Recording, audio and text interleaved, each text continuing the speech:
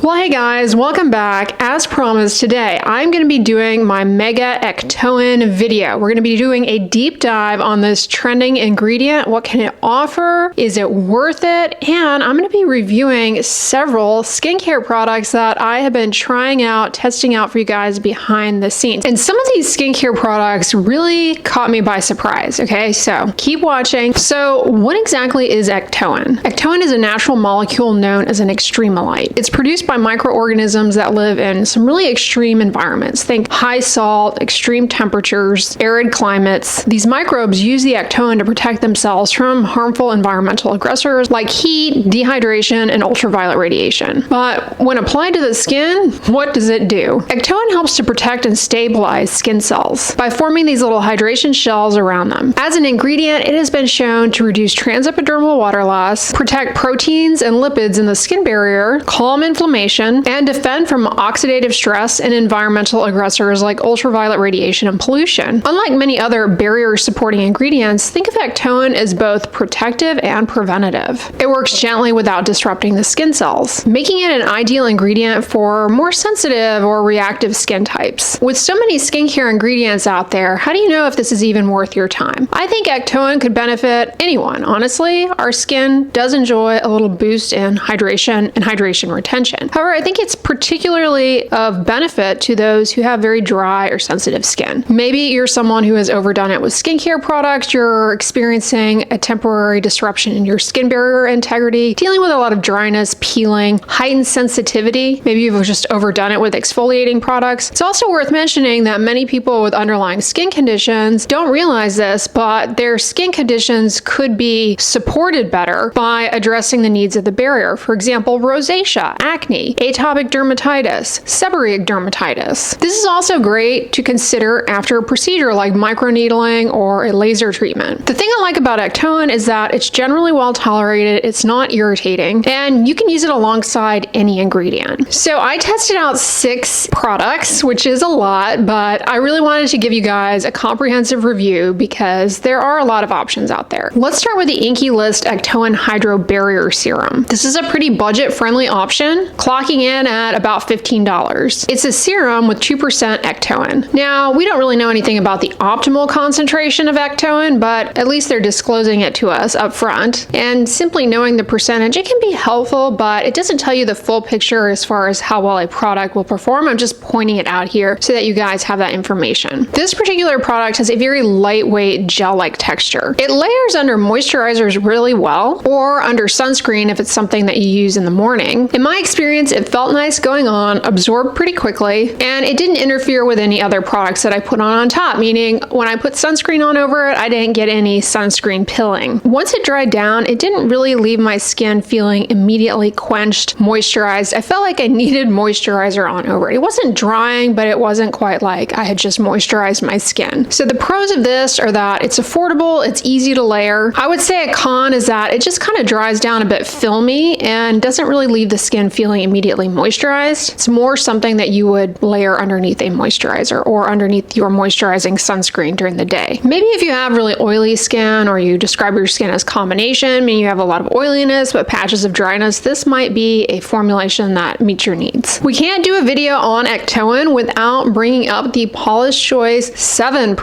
Ectoin plus hyaluronic acid hydrating serum. This one packs 7% Ectoin plus hyaluronic acid, so 2 hydrators. This has a nice soft, fluid, milky texture. It's very emollient. It feels very soothing going on the skin, spreads easily. It really does leave the skin immediately feeling quenched, moisturized, and importantly, that hydration is sustained throughout the entire day and throughout the entire night, meaning I've used this many nights as my only moisturizer, along with, of course, my tretinoin, and it was more than adequate as a facial moisturizer. It's actually on the richer side. It's a thin fluid that spreads easily on the skin, but it's very emollient rich, so just keep that in mind. That being said, I was kind of a little nervous. Will this lead to pilling of sunscreen that I put on over it? I never experienced that with this, however, when using it during the day. This is a great option if your skin is feeling tight, dry, or very sensitive. The pros are that it's a solid Ectoin formulation. It leaves the skin feeling instantly hydrated, fragrance-free, and suitable for sensitive, reactive reactive skin. The cons, however, are the price. This is expensive. You go through this product, at least I find myself going through this product very quickly, especially if you're using it twice a day. You end up needing 2 droppers full of product to really get it all over the face and your neck. And so I find that I am burning through this $40 serum pretty quickly. But without a doubt, it's good. If we're going to talk about hydrating and soothing dry, sensitive skin, we can't go down that path without tapping the shoulder of the Korean skincare market, because that is really where Korean skincare products shine. What do they have to offer, and is it bringing anything to the table? Spoiler alert, yes. So y'all know I'm a huge fan of Abib, right? I love their barrier jelly. I mean, Abib, great products. So I had to give them a try. So the Abib Ectoin Panthenol 11%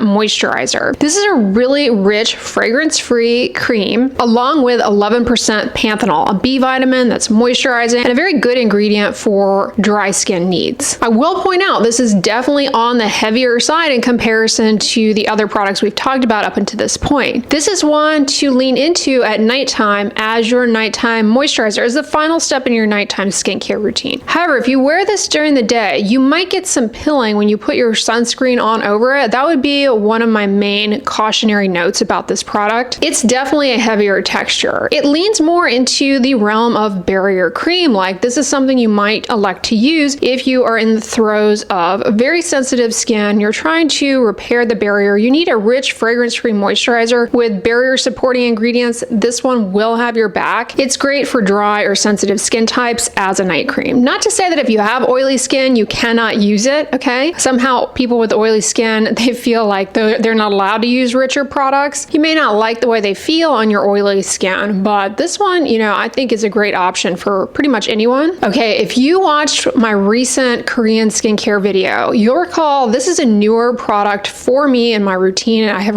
really been loving it and impressed with it. It's the Skin 1004 Hyalusica Gentle Cleansing Milk. This is interesting, okay, because up until this point, everything we've talked about has been a leave-on product, but this is a cleanser that you're going to rinse off the skin. And yes, ingredients in cleansers, they can remain behind on the skin to impart ongoing benefit even after the product has been rinsed off. So what I like about this is that it not only delivers the Ectoin to the skin, but it is a great way to remove oil, sebum, dirt, cosmetic residue from the surface of the skin as a first step in a double cleanse routine that you might use at night. But it's also a great way to cleanse the face first thing in the morning if you find you need to, like you make a lot of oil overnight and your face is really oily. You want to remove it gently, but you don't want to disrupt the skin barrier. This product is great. Very easy to use around the eyes, super gentle, melts away eyeliner and eye makeup really easily. If you use it that way to remove makeup, you do need a gentler cleanser, of course, as a second step to really wash everything off. Everything I've mentioned up until this point has been fragrance-free, but this product does have rose water in it, which imparts an aroma. If you're allergic to fragrance, there's a potential there for cross-reaction, so just keep that in mind. Otherwise, I think this is an excellent, creamy, gentle cleanser, especially for dry or sensitive skin types that need to cleanse but don't want to overdo it with stripping the barrier and are looking to incorporate Ectoin to support gentle yet effective cleansing. Prequel decided to dip on into the Ectoin waters, if you will, with their Reactive Skin Solutions 5% Ectoin cream. So this one has 5%